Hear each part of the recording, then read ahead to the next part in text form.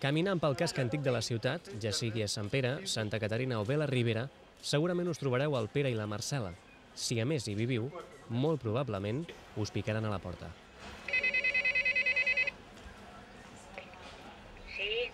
Senyora Maria, que som agents comunitaris del Pla Integral del Casc Antic. Què ens podria obrir per fer-li una orientació? Molt bé.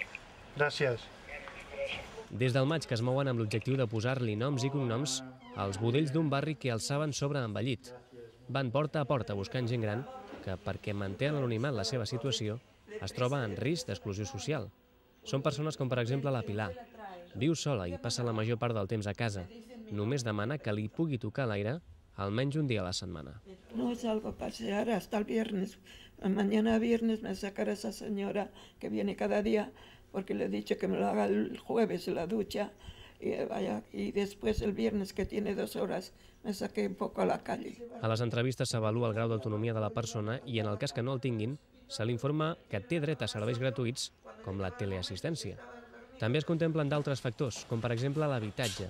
La majoria viuen en finques antigues sense ascensor i si al Pere i la Marcela ja els costa pujar a casa, què no li deu costar la Concepció?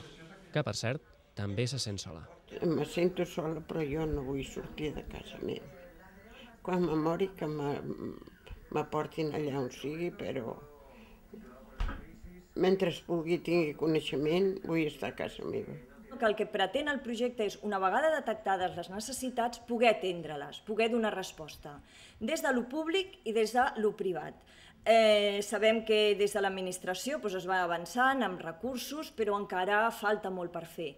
Les entitats privades que estem treballant, moltes d'elles sense afany de lucre en aquest projecte, podem aportar, per exemple, voluntaris. Aquest és el següent pas, fer una crida per trobar voluntaris que facin de pont entre aquestes persones i l'administració, perquè continuïn la tasca de la Marcela i el Pere a la recerca de més persones que ho necessitin.